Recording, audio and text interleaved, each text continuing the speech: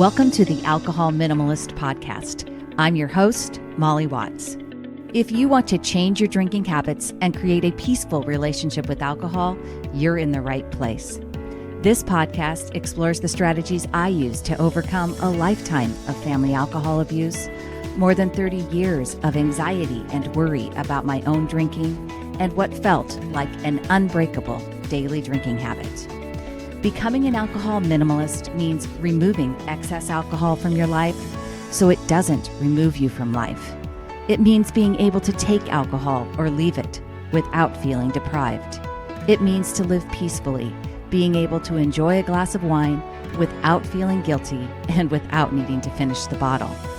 With science on our side, we'll shatter your past patterns and eliminate your excuses. Changing your relationship with alcohol is possible. I'm here to help you do it. Let's start now. Well, hello and welcome or welcome back to the Alcohol Minimalist podcast with me, your host, Molly Watts, coming to you from, well, what do you expect? It's raining here in Oregon. I mean, not only is it raining, folks, it is raining. It has been raining. Cats and dogs. In all seriousness, we have, flooding warnings now, and the forecast for the week is rain with intermittent spurts of cloudiness, but mostly rain. There's like a storm front coming in every other day, and it's just nonstop. It's relentless. And my backyard, I have a bocce ball court back there. It looks like a lap pool right now. There's a plastic cover over the top of it, and about I don't know, 3 inches of water standing on top of it. Ugh, someone take me away. Take me, Calgon, take me away from Oregon in the winter, right? I know. I'll stop complaining. It doesn't help. It's just the way it is around here. And I am on my way, as a matter of fact, to some sunnier, drier weather this weekend. So I am looking forward to that. Today on the podcast, I am sharing a conversation I had with Ken Middleton. Now, I had learned about Ken from my friend Janet Garand over at Tribe Sober, and Ken actually reached out to me asking me if he thought that if I thought a collaboration or a conversation would be a good idea, and I definitely wanted to talk with him. Ken is someone who has made the decision to be alcohol free. He created a community online called Alcohol Ain't Your Friend or Is Not Your Friend. Alcohol is not your friend. Yeah, that's it on Medium. I will link it in the show notes. And he has written a book called Bamboozled, and that is coming out soon. And I just loved our conversation. He believes he has coined the term alcohol consciousness.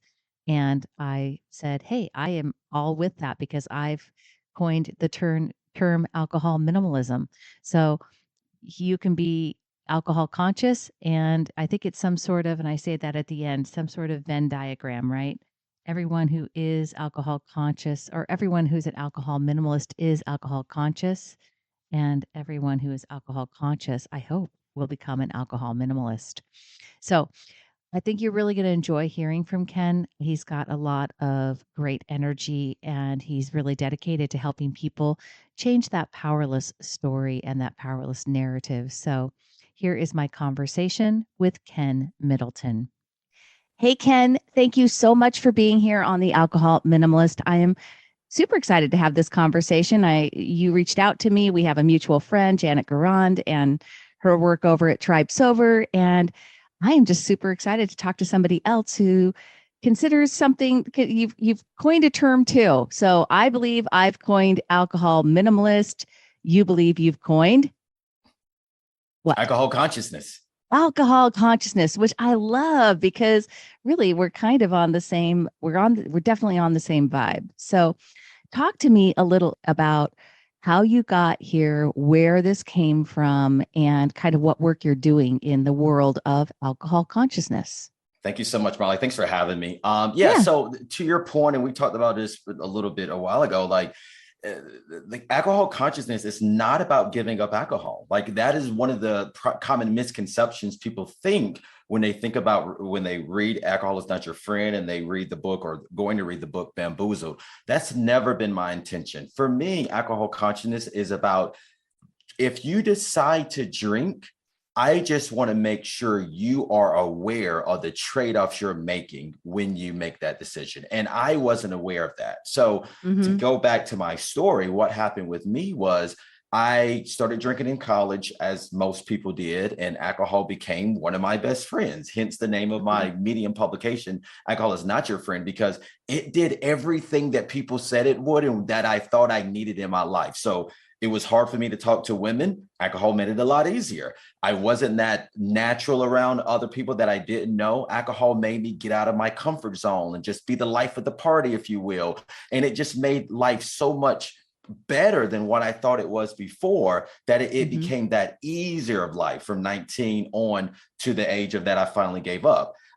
Progress a little forward and I get a job in sales. So if college is an environment in which alcohol is Right. greatly promoted, sales environment is one that does so in the real life. Oh, And yeah. so I did sales and worked with an organization in which my job was to take my clients out, schmooze them, had a corporate account. And so when you can think about how the volume of alcohol increased tremendously, it was just the reality of it. And Mm-hmm. often when we look at our drinking, it is relative to those around us. So as I looked at my peers, I wasn't drinking more than they were. Like there were a Right. lot of them that were Right. drinking more than me and people that were more successful than I was in the company. So at that point, I didn't have a problem. Where it came to a head is when I decided to leave my company in 2017 to start my own business, entrepreneurship, staffing business of my own. And I was 18 months into it and I just wasn't successful. I was doing okay, but I wasn't doing great. And Mm-hmm. for me, I always had this saying of my 70, 80% was better than most people's 100%. Because after I drink, I knew I wasn't 100% the next day. I knew that I had the hangover, the brain fog. I knew I Mm-hmm. wasn't amazing, but I always felt like I was still doing the job well enough. When I tried to do my own company, that just wasn't good enough. And I said, I didn't want to go back to corporate America until I can unequivocally say I've given everything I can to make this business work. So I stopped drinking. I said, I'm just going to give myself a break for 30, 60, maybe 90 days and see what happens. I made more money, Molly, in that next 3 months than I had made in the entire previous 9 months. And Wow. when that happened, I was like, holy shit. Like, I don't know if we can curse. I apologize if we can't, but I was like, holy It's schmoly, okay. there's something here. There is something here. And then from that, I just continued to grow and learn. And it was around the education that once I started to open up my mind and realize all the lessons I never learned in high school, I never learned in college around what alcohol does to you and how it Yeah. hurts you and damages your ability to think. And then I said, I want to educate others on that. And it's not about quitting, but as I said, it's just about you knowing, and then you make that the choice consciously if that is what you want to do for the rest of your life. And that's what Bamboozled is about. Yeah. So that's why you and I align on so very much because I talk science all the time. I talk neuroscience. I talk blood alcohol content. I talk all about the science of alcohol because for me, that is definitely what happened. I had a different journey, a different relationship, but much more for a lot longer, first of all, and also just more daily drinking. I was never a big drink. I wasn't like a binge drinker. I didn't like to overdrink very much. I came from an alcoholic family, so or my mother was an alcoholic, died of her disease. Mhm. So I did not want to I didn't want to follow down that path. And I had a very so I was kind of had some rules around myself that I followed all the time, but I was very, very much a habit drinker and daily drinker and definitely drinking far more than I realized, just to your point, was really bad for me, right? Like because I was the Mhm. same way. Like I figured, well, I don't have a problem. I have, I get up, I have a full-time job, I have kids, I'm very productive. I never really understood or never admitted to myself how much that low level anxiety, which I had probably because of my alcoholic upbringing, there was an anxiety that was ever present about worrying about whether or not I was going to, teeter down the edge and go off the edge. And could I become an alcoholic over time? things Right. like that. I never wanted to just really appreciate how much that was taking away from me being the fully best version of myself, right? Right. And so when I decided to change my drinking habit, I kind of went about it in a different way. But in terms of just because I just had been doing it for so long, I had the same things. I had a lot of stories around alcohol that I believed were true, right? Like I believed that I needed to drink alcohol to unwind and de stress at the end of the day. Like that Hmm. was something that I absolutely 100% believed. So investigating the science of alcohol, understanding the effects on my neurochemistry and how it actually was perpetuating my stress Yep. and anxiety, right? Not understanding that chemical reaction that I was causing for myself. And when I did, that allowed me to challenge those beliefs that I had around alcohol that it was helping me unwind. I was like, yeah, actually that's not true. It's making it harder for me to relax and unwind. So that part you and I completely agree on, right? We have to appreciate and understand that alcohol is toxin. It is a known carcinogen. We Yep. can do all this without being a scare tactic, right? Right. Isn't to scare people straight. And that's something that I always get because there are lots of things in this world that are unhealthy for us that we consume, right? And alcohol isn't the only thing that we're talking about here in this world. There are different, and different behaviors. If we don't exercise, if we don't sleep well, if we got a lot of inherent stress. Right. So this isn't about demonizing alcohol, at least for me. And I think you would agree, right? Yeah, I'm with you, Molly, because you hit the nail on the head. That's why I use the term alcohol consciousness, because it is a derivative of health conscious. And it's Right. just you making the decision that you are going to be mindful of what you're drinking and you're aware of it. To your point, that's a great point.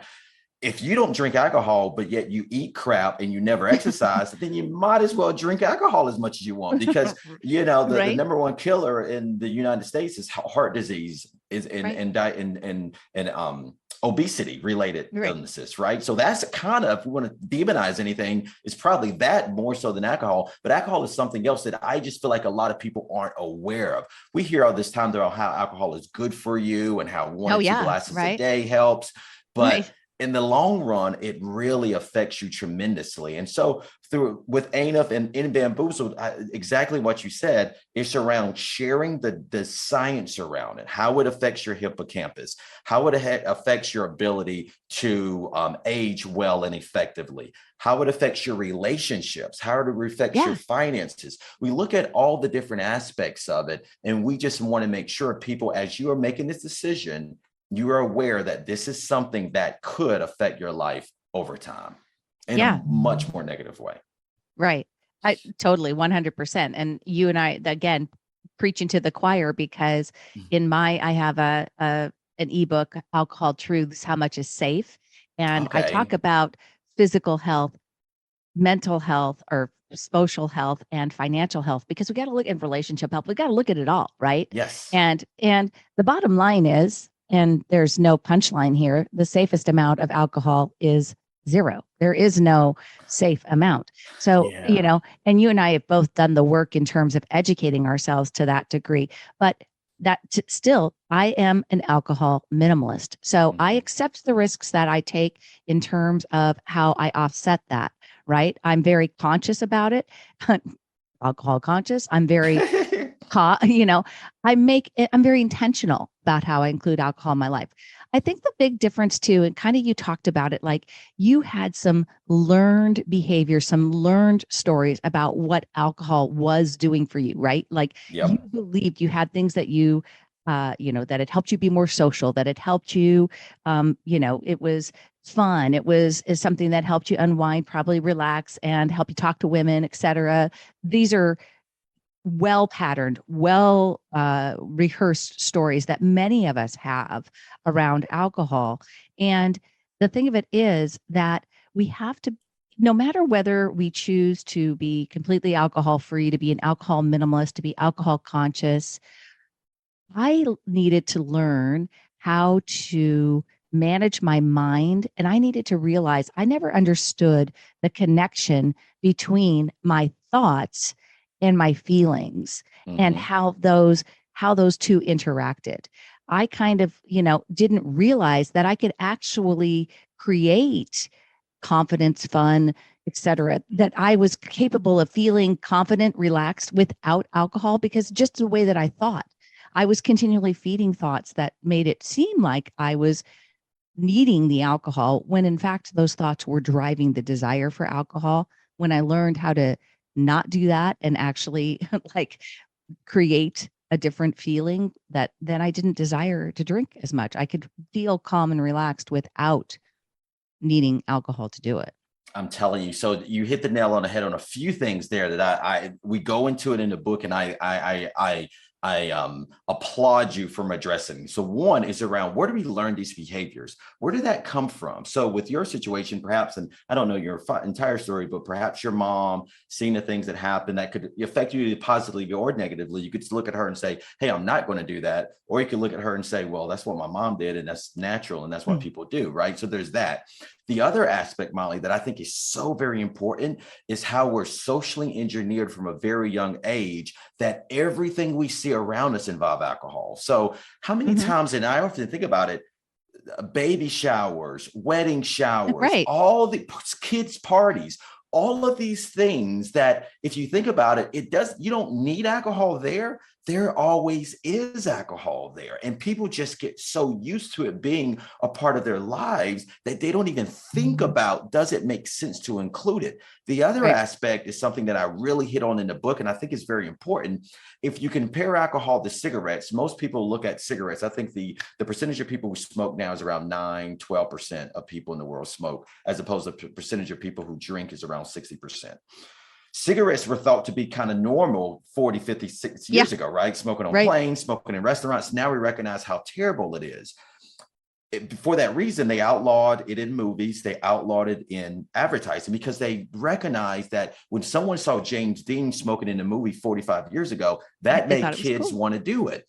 They Right. didn't do that with alcohol. And if you Yeah. look at movies and series and anything you watch, alcohol is included in everything. So where did I learn that you needed to drink alcohol in college? Where did I learn that that's going to make me talk to women easier? It was from television. It was from all these things I had seen at a very young age. Prime example, my wife and I watched the Puss in Boots movie not too long, I think Saturday, which is Right. actually pretty good.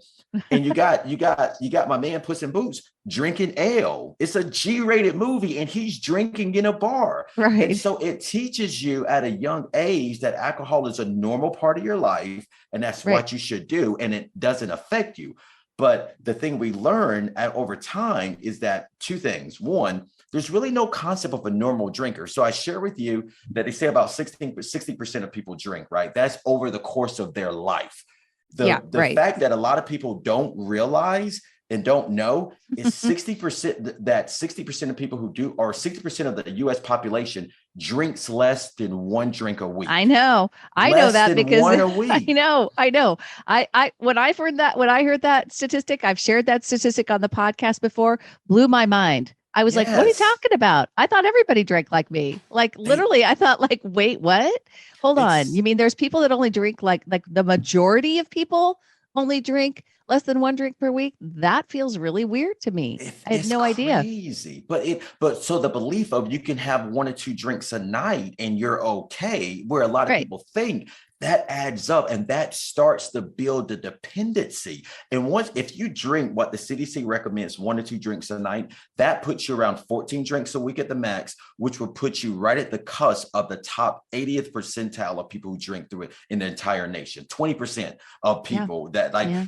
so the concept of the normal drinking isn't true. Most people either don't drink at all, or they drink once every 3 or 4 months. Like it's not something that they do on a regular basis. And then the other thing you hit on is so important. When you drink and you make it a natural part of your life, you think that is helping the anxiety. But one, it's not helping at all. It's making it worse, it's exacerbating it. And two, it actually, and there's been scientific thoughts about this or studies around this, it can create the anxiety. Yeah, So right. you may not have it before, but once you start drinking to ease yourself, it creates the anxiety and makes it worse for you, and it Right. becomes a debilitating cycle. Well, the fact of the matter is that it is, I mean, alcohol is a chemical agent, and it is water soluble and fat soluble. It affects every organ, every cell of our bodies, and Everywhere. our neurochemistry, the neurotransmitters, it affects the brain immediately, and you cannot affect the neurochemistry of the brain. The brain is constantly seeking homeostasis. When we alter that chemically, whether, and I'm I'm sorry folks, and I there are people that are staunch believers that that CBD and cannabis and marijuana are Mm. better for you because they're not, they're they don't have the same toxins and stuff as alcohol. I've got news for you. When you impact your neurochemistry, you are impacting your neurochemistry, and there's no the brain is constantly seeking homeostasis, and that is what it is going to do. So it will drive up your anxiety when you don't have a chemical depressant in your system anymore. That's what it does. It just is, it's trying to get back up to normal. And the only way it knows how is to rebound after you've chemically depressed it. That's And it. so the, and I totally get that. The thing with alcohol, and so everybody that's listening, and I always talk about it from here, is just it's dose dependent, right? So the reason that most people don't, like, if you're only drinking a drink, you're not going to feel that rebound anxiety as much as somebody who's drinking 3 or 4 drinks. That's just the way that it is dose dependent. And the reason that the low risk limits don't exist because of they have the low risk limits that are put out by the NIAAA, which is what I talk about, are Right. no more than one standard drink for women on any given night, or no more than one standard drink per day, 7 standard drinks per week, 14 for men, and no more than 3 on any occasion, right? Those low risk limits exist to help that, because that's what's been shown, that if you stick to those limits, are statistically not likely, less than 2% chance to develop alcohol use disorder. It does Mm-hmm. not have anything to do with your your your anxiety, your Yep. best life, your longevity, your cancer risk. Has nothing to do with that, folks. So let's be clear. The low risk limits exist from the NIAAA, like I said, to help people avoid developing alcohol use disorder. Valuable information, but they're not designed to help you achieve your best life. They're not designed to help you feel the benefits of taking multiple alcohol-free days, which I talk about all the time. Hey everyone, just a quick break to talk with you about Sunnyside. Now, you've heard me mention Sunnyside many times before. You've heard me talk with Nick and Ian, the founders of Sunnyside. And I just want to share with you why I am so passionate about this company. They are way more than just a drink tracking app. They are really about helping people create a mindful relationship with alcohol. And they stand for a life that is about having more, not less, right? There are more rested mornings, more days when you're feeling your absolute best, when you have more energy and positivity. Sunnyside is not there to tell you to never go out, to never drink, but they are there to help you enjoy your life and to wake up and be ready to be your shining best. It is not an all or nothing approach. It is friendly, it is approachable, and it is absolutely judgment free. They want to be a solution that fits into your unique lifestyle. And I think that's exactly what they've created. You can register for a free 15-day trial. Go to www.sunnyside.co/minimalist to get started.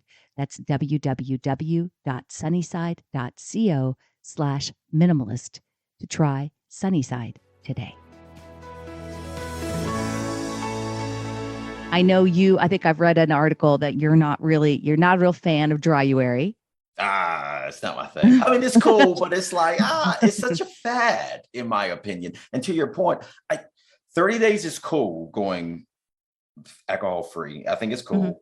but I think you can really get true benefit for going longer. For me, it took a little bit longer. I did see a lot of benefit after 2 weeks, and then I saw more benefit after 4 weeks. But once I got to 90 days, that's when I really started to see the major benefits. And I'm not saying that you shouldn't do dry January, but I just challenge people to give themselves an opportunity to see where they could go by doing a dry 90. Because I think Yeah. the compound effect of you not drinking would be felt a great deal better over a 90-day period versus 30.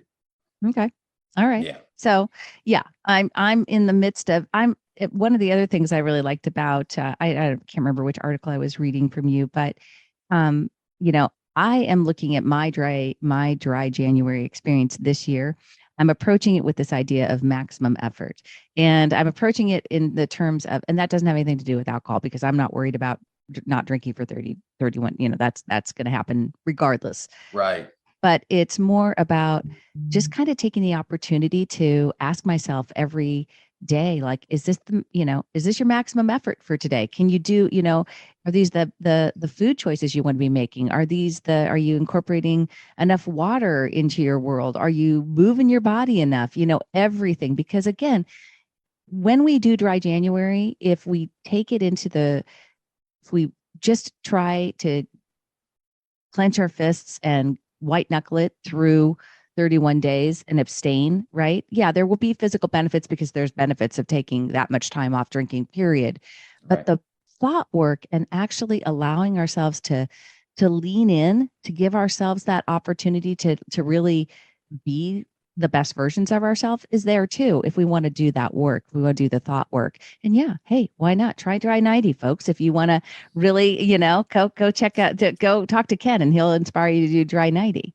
That's it. So, Molly, I mean, you hit the nail on the head. So, alcohol consciousness, the other side of that is being conscious about using your sobriety or your lack of drinking alcohol to build that best version. Because I would argue that when you're not drinking, if you're not doing anything to try to enhance yourself, you're wasting Right. the night. You might as well be drinking. Like you need to push yourself in some way. And so for me, when you hit earlier about anxiety and the fact that it creates it debilitating, the other side of drinking is that it doesn't allow you to do the hard work to fix the problem yourself. And Mm, so I had a podcast meeting with a guy named Jeff Graham recently, Back to Zero, his podcast with Peggy Cooney, which was awesome. And we talked about men and the fact that a lot of men don't address their drinking problem. You have a lot of women that are just, they're more open and more vulnerable, where you got a manly man that they don't want to really talk about it. And we asked the question of, is alcohol really the problem?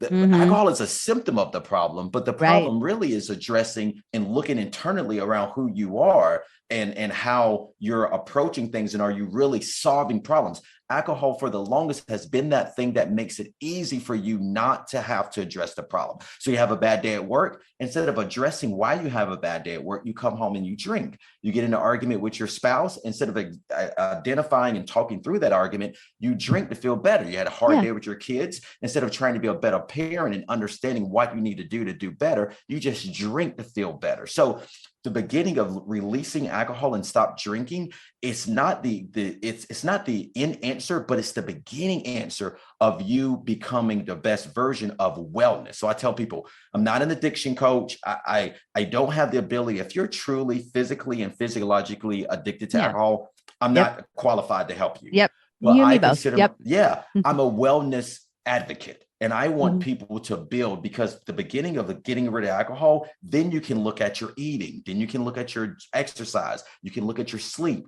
you can look at your mental acuity, you can look at all these different aspects of it, that if you don't get rid of alcohol first, though, for a lot of people, and I was one of those people, you don't have the ability to address all the other issues that you need to focus on. Yeah, I agree with you. For me, alcohol was the thing that I needed to address first because it had been a long standing habit, and a habit for me that I believe to be unbreakable. That's, I Mm-hmm. think, where for me it was why it was the thing that I needed to change, because of the fact that I grew up with an alcoholic parent, and I had a lot of other, I had a lot of beliefs around alcohol that I needed to change.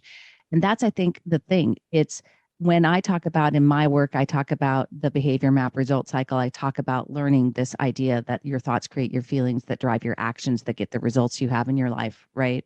And because if we don't learn to manage our minds, and to your what you're kind of saying is, if we do not learn to make that connection, because we do not reach for alcohol just blindly, and Mm-hmm. people want to say it's because it tastes good, I just like it, etc. No, we learn to reach for alcohol because we believe we are getting something out of the glass. It's solving for something. It's solving for your nerves walking into a party. You don't want to feel nervous and you want to feel more calm. And so you're worried, or social anxiety, you want to be Mm-hmm. looser. People believe they can't do that on their own. They believe that they need alcohol to help them. We have a lot of stories that we build up and learn around alcohol that simply aren't true. And we can learn to be those people, but we have to be willing to do the work. To your point, you have to be willing to do the work. And I agree with you. I work with a lot of people about, I say humans because I never want to be like, it's all for me, all women of a certain, and it, Right. and you and I are in totally different age brackets, demographics, et cetera. Right.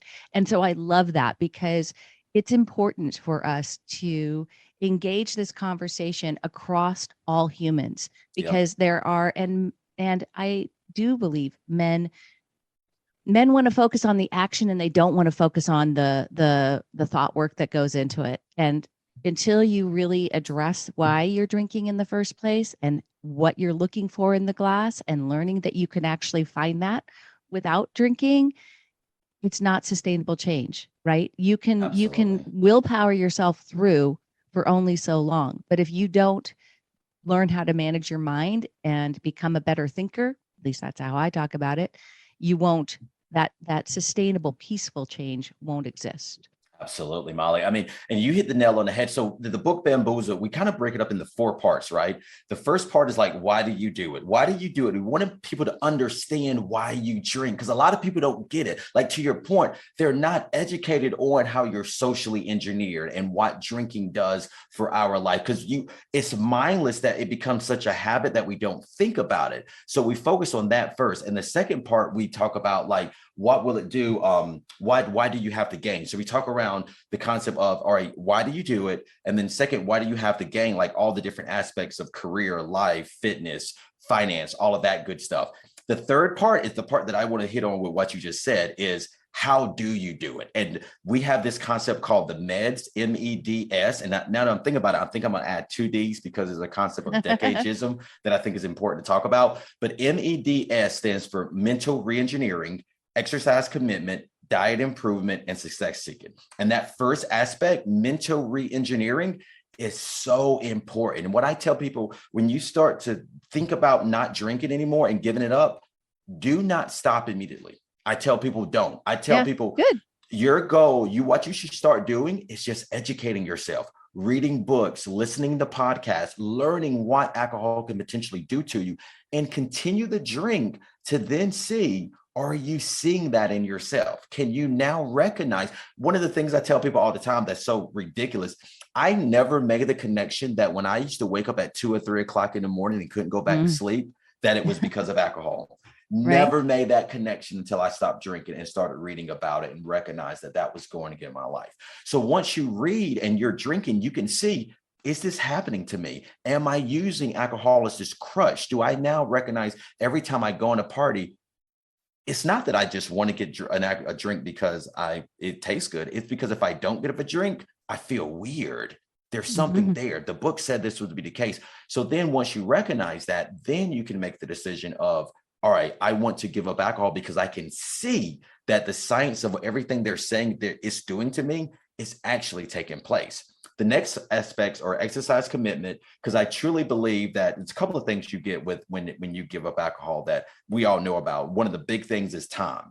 When you stop drinking, you will have a lot of extra time on your hands, and you got to figure out a way to fill that time. So I tell people there's very few things that Might are as well better. exercise, right? Might Yeah. as well exercise, right? But the other side of that is that exercise is known scientifically to reduce cravings. Like it helps you because you're used to the artificial dopamine spike of alcohol. You need something to substitute that, and there are very few things that can give you that dopamine equals or somewhat equal spike than exercise. And I'm a big believer of, when we change internally, that's one thing, and we can feel the change inside, but it helps us and motivates us if we can see the change too. So I always think exercising is that way. If you just want to, like, someone to be like, man, you look great, I can see you're slimming now. It's just that little extra motivator that helps you continually say, okay, this is a good thing.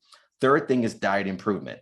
The reason I say diet improvement is because if you exercise a lot and then you eat whatever you want to, you may not see the change that you want to see. So they're just connected hand in hand. But the other aspect is that scientifically, if you eat better, more whole foods, you get your vitamin B from folate, you get your vitamin D for serotonin, it makes you feel better. I think they did a study that said that people that eat better, more whole foods and better quality foods are typically 25 to 35% less at risk for depression and Mm-hmm. anxiety. And that's what alcohol wants. Like, that's part of the reason we do it, because of that, those type of feelings. So by eating better, you decrease the chances that that happens.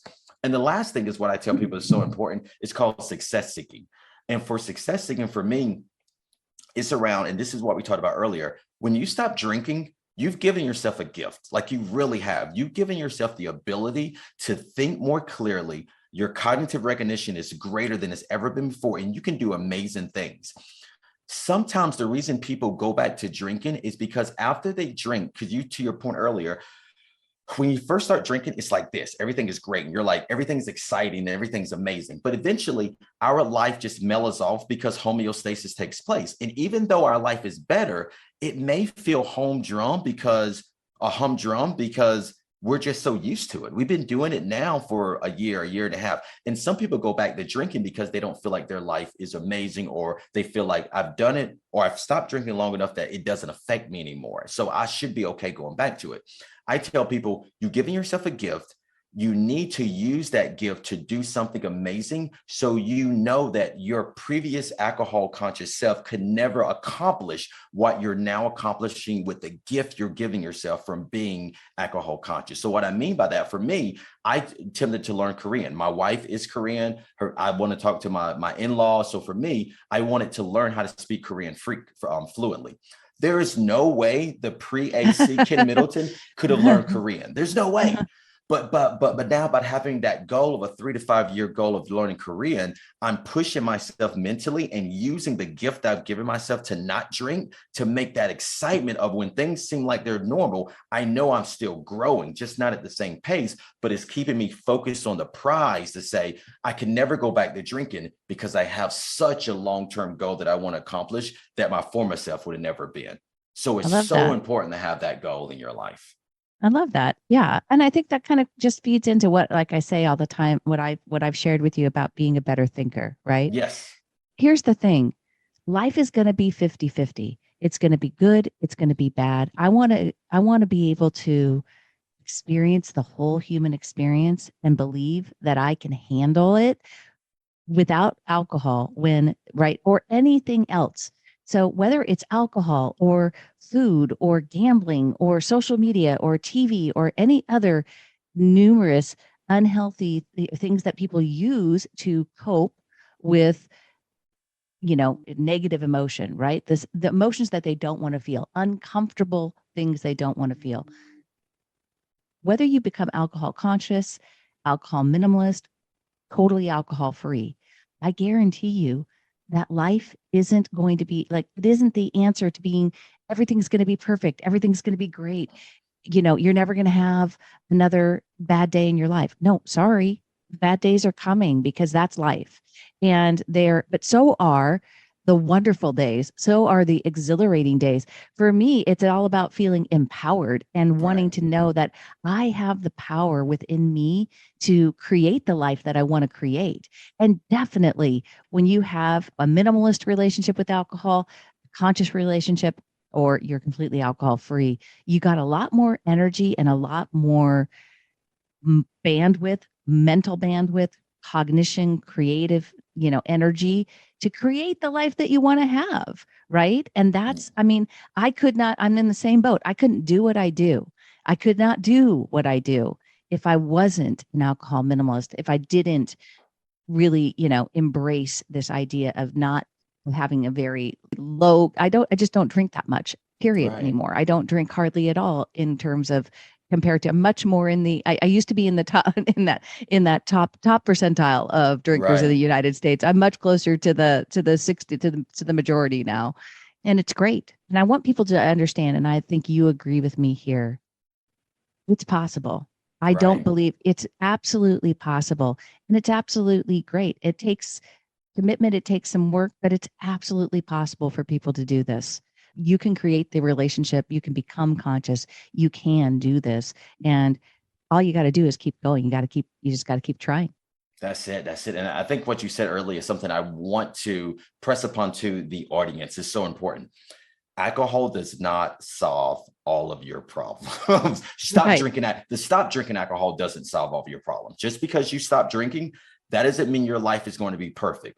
But what it does do is allow you now to have the emotional fortitude and the mental capability to address all of those problems. Because when Hmm. you're drinking, you don't have to do it. It is it's the band-aid of life, if you will. It's the great band-aid of life. You don't have to address any problem because you can just drink it and not have to think It about goes it. away for a while. Yeah. It goes away for a little while. And when it comes back, guess what? There's another 6 pack of Heineken you can go buy that make it go away again. But when you stop drinking, that problem is going to hit you in the face. And I tell people this all the time, and I don't mean to sugarcoat it.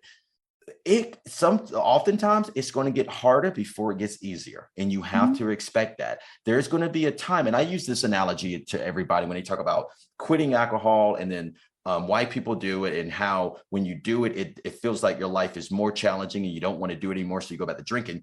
But it's like steroids, right? Steroids are going to make it easier for you to lift weights and to grow and to be strong, but the trade-offs that you're making for steroids eventually are going to catch up with you. When you drink consistently, it may make your life easier to deal with in that time, but eventually it's going to catch up with you. It Yeah. will catch up with you, especially if you're drinking that consistent over 15 to 25 drinks a week. And you will become it will get there. I will promise you. And so I tell people it may be harder if you all of a sudden you're doing steroids and you take the steroids away and you go to the gym, it's going to be really, really hard to lift. You won't be able to come close to lifting the amount of weights you could lift before. But if you keep putting in the work, you keep growing, you can eventually get to where you were before and be even stronger. But you got to know there's going to be a little bit of dip before you get to where you want to go. But it's about that long-term vision that's going to get you there. So I Yeah. just want to be clear at people. Alcohol makes a lot of things better, but it's not drinking alcohol makes a lot of things better, but it doesn't solve all of your problems. Yeah. You have the ability and you have to do the hard work to do that yourself. Yeah. I say it all the time. We can do hard things. We can do Yep. hard things, right? So, Ken Middleton, tell my listeners where they can connect with you. Yes, yeah. So I'm on all the platforms, if you will. So first there's thebamboozledbook.com. So if you want to go there now, you can sign up for the advanced reader list so you can get all my updates of when the book is going to be officially released. You can actually get a excerpt from the book, chapter 2. We talk about college and how that affects our life and how we're socially engineered and how it affects our life in the future. So you can get that chapter today if you go to that website. So thebamboozledbook.com. Then you can go find me, anuff.com, which is our Medium publication that you can read my writing and all of my other peers writing about alcohol consciousness and how alcohol is not your friend in life. And then, of course, kenandmiddleton.com. If you go to kenandmiddleton.com, that is my website, where I'm the same thing on Instagram, LinkedIn, everywhere, kenandmiddleton.com. You can find me and just learn about my blog and my fitness endeavors and things of that nature. Awesome. And I will put all of those links in the show notes, folks, so you can find it. I love the title, Ken. I didn't even say that to you. Bamboozled. That's just fantastic. What a great title. Yeah, I yeah. love How it. alcohol makes fools of us all, without a doubt. It Right? was something my wife and I can like. I was talking to my wife a year and a half. We were driving, and the title hit me in the head. And I told her, Right? and And she you're was like, like, "That's it. that's it, right? That's Yeah, it." yeah, yep. I hear you. So that's awesome. It has been a joy to talk with you, Ken Middleton, and I will definitely link everything in the show notes, folks. You can find him, and I'm imagining this Venn diagram, right? Because like all alcohol minimalists are alcohol conscious. people all Yeah. conscious, right? And Like, so we're connected. kind of like, Yes. yeah. So I think that we overlap on so much. And I just wish you all the best with the book. And please go check it out, folks, and check Ken's work out as well. Thanks, Molly. Thank you for listening to the Alcohol Minimalist podcast. This podcast is dedicated to helping you change your drinking habits and to create a peaceful relationship with alcohol. Use something you learned in today's episode and apply it to your life this week. Transformation is possible. You have the power to change your relationship with alcohol now. For more information, please visit me at www.mollywatts.com.